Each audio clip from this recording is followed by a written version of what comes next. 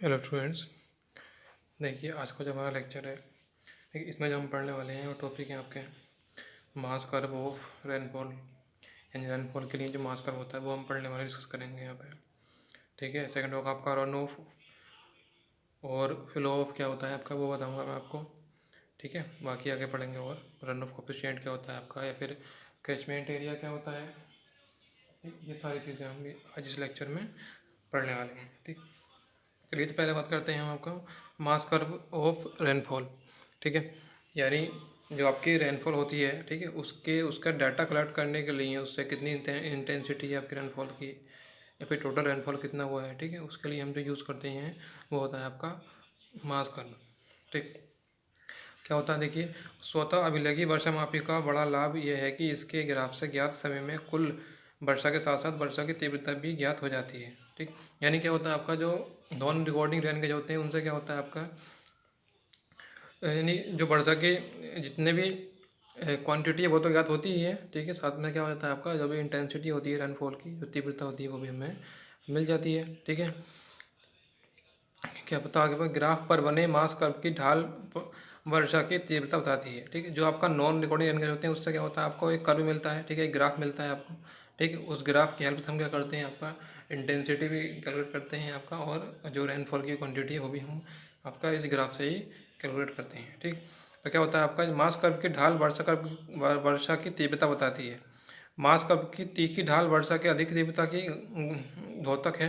यानी क्या होता है, अगर ये जो कर्व है आपका, ठीक है, ये जो ग्राफ है, इस ग्राफ पे जो कर्व बन रहा है आपका, ये अगर इसकी ढाल काफ़ी तीखी है, ठीक है, काफ़ी शार्प है, ठीक, तो ये क्या हो गया आपकी ज़्यादा, मतलब क्या है कि वर्षा की जो इंटेंसिटी है वो क्या है, ज़्यादा है। ठीक है, और अगर क्या है ये बिल्कुल सीधी है, ठीक, यानी कहते हैं कि क्षैतिज है बिल्कुल इस तरह से आ रही है, इसका मतलब क्या है कि आपकी वर्षा जो है वो बिल्कुल भी नहीं है, ये वर्षा की जो क्वांटिटी है वो जीरो है, कोई वर्षा नहीं हुई है। ठीक है, जितनी ज़्यादा शार्प होगी इसका मतलब ये कि उतनी ज़्यादा इसमें आपके बारिश हो रही है। ठीक है, तो इसकी हेल्प से हम क्या करते लेते हैं, जो भी आपकी क्वांटिटी होती है रेनफॉल की, और फिर जितनी भी आपकी इंटेंसिटी होती है, जैसे देखो इसमें क्या होता है आपका जो आपका टाइम होता है, जितना टाइम आपकी बारिश हो रही है, ठीक है, वो टाइम ले लेते हैं हम एक्स एक्सिस पे, और जो आपका रेनफॉल है यानी इसने एक टाइम पीरियड में जितनी रेनफॉल हो रही है वो हम ले लेते हैं आपकी वाई एक्सिस पे। ठीक, तो इससे हमें क्या होता है, ये ग्राफ मिलता है।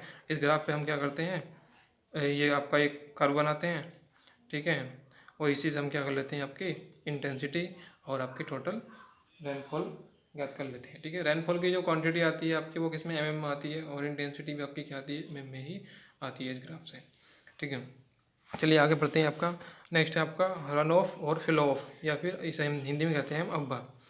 ठीक है, अफवाह क्या होता है आपका, देखिए क्या होता है, वर्षा के पानी का कुछ भाग क्या होता है आपका सीपेजाइजेशन के थ्रू क्या होता है आपका ग्राउंड वाटर टेबल में जाके मिल जाता है। ठीक है, उसके ऐसा कुछ जो उसका पार्ट होता है टोटल रेनफॉल का, वो क्या हो कुछ एवोपरेट हो जाता है। ठीक है, यानी जैसे ही आपका बारिश नीचे आई, ठीक है, यानी पानी नीचे गिरा आपका, तो क्या होता है आपका सनलाइट के प्रेजेंस में ये क्या हो जाता है आपका कुछ पार्ट इसका इवोपरेट हो जाता है। ठीक है, वेपर बन के यानी भाप बन के उड़ जाता है। ठीक है, और बाकी जो कुछ बचता है जो सरफेस पे फिल होता रहता है, उसमें कुछ क्या होता है आपका जो भी आपके पॉन्ड्स होते हैं वहाँ चला जाता है, या फिर कुछ क्या होता है आपका रिवर से जाके मिल जाता है। ठीक है, जो गड्ढे होते हैं वो फिल हो जाते हैं कुछ पानी से।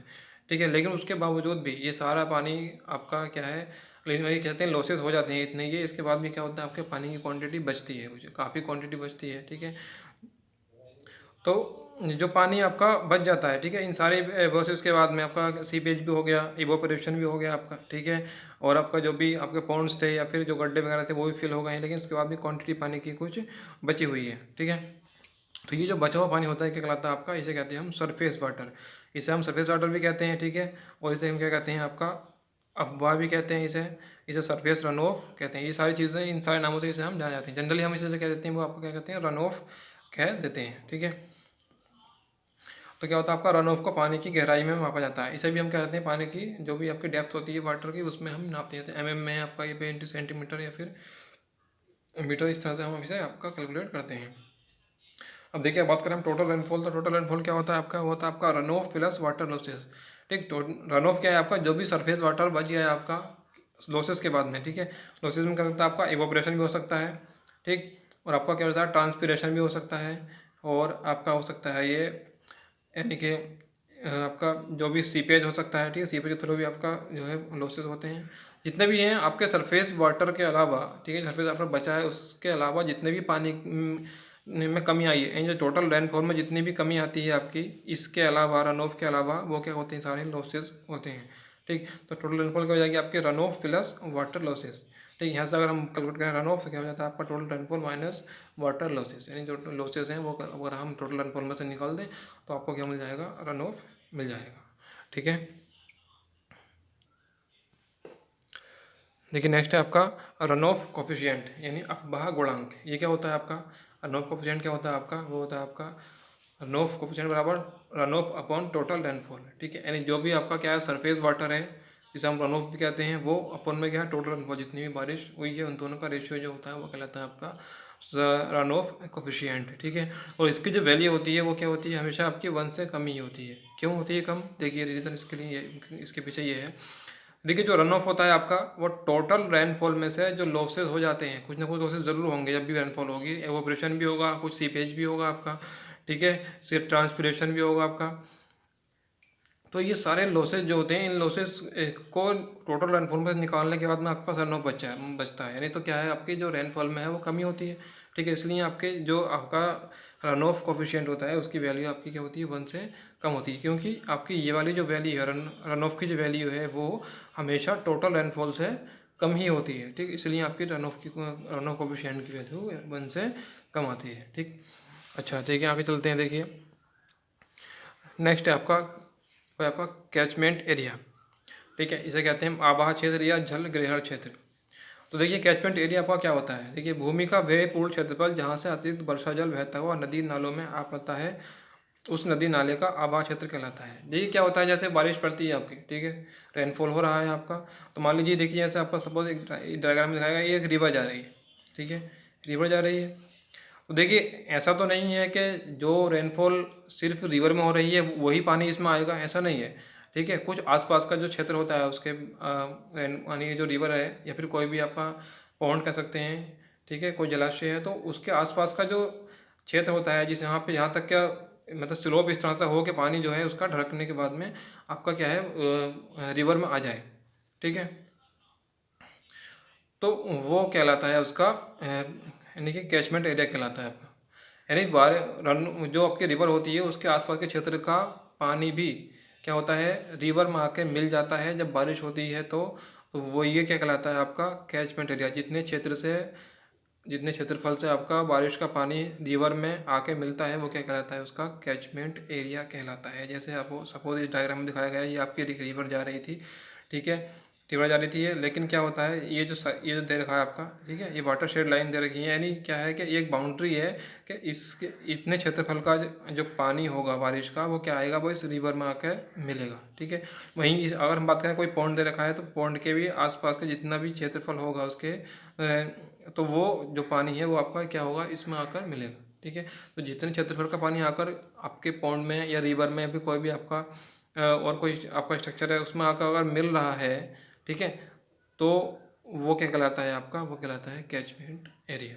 ठीक, अब देखिए अलग अलग आपका जो भी यानी कि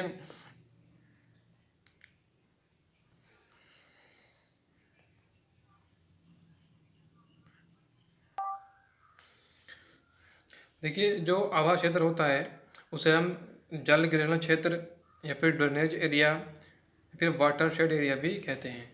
ठीक है, अगर आपके एग्ज़ाम में लिया जाए कि आपका ड्रेनेज एरिया क्या होता है या फिर कह दे कि जल ग्रहण क्षेत्र क्या होता है या फिर वाटर शेड एरिया क्या होता है, तो आपको समझ जाना है कि वो किसके बारे में बात कर रहा है, वो आपका कैचमेंट एरिया के बारे में ही बात कर रहा है। ठीक है, चलिए नेक्स्ट है आपका यील्ड फ्रॉम अ कैचमेंट, आवास क्षेत्र में लब्धि। देखिए ये क्या होता है आपका यील्ड, क्या होता है आपका कैचमेंट एरिया का क्या होता है, देखिए एक आवास क्षेत्र में वर्ष में जितने मीटर क्यूब पानी उपलब्ध होता है उसे आवास क्षेत्र की लब्धि कहते हैं। ठीक है, या फिर कहते हैं उसे उसका यील्ड कहते हैं, यानी कि जो आपका पूरा एक साल होता है उसमें जितना भी पानी आपका एक नदी में आकर मिलता है कैचमेंट एरिया से वो क्या कहलाता है, उसका यील्ड कहलाता है। ठीक है, इसकी जो क्वांटिटी होती है इसका जो मेजरमेंट लेते हैं हम वो मीटर क्यूब में लेते हैं। देखिए आगे क्या है, जलाशय, कृत्रिम झील, सिंचाई तथा जल विद्युत योजनाएं बनाने के लिए नदी का आवास क्षेत्र तथा अफवाह की कुल मात्रा ज्ञात होना आवश्यक है। ठीक है, यानी कोई भी आप क्या है, कोई भी कह सकते हैं कि परियोजना आप किसी भी ये नदी पे आप लगा रहे हैं तो उसके लिए आपको पता होना चाहिए कि आपका इसका टोटल जो आपका यील्ड होता है वो कितना रहता है। ठीक है, या फिर इसमें किसका कितना आपका रन ऑफ होता है, वो सारी चीज़ें आप लोग को पहले डिज़ाइन करने से पहले पता होनी चाहिए। ठीक है, तो देखिए ये था आपका आज का टॉपिक था, ये आप लोगों को आई होप क्लियर हो गए होंगे। कोई भी कन्फ्यूज़न है आप लोगों को तो आप मुझसे कमेंट सेक्शन में पूछ सकते हैं।